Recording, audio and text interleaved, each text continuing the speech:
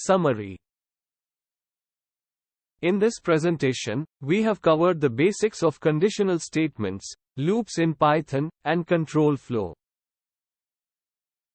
These concepts are essential for writing efficient and flexible code. By using conditional statements, we can make decisions based on certain conditions. Loops allow us to repeat a block of code multiple times, and control flow statements help us modify the flow of our code.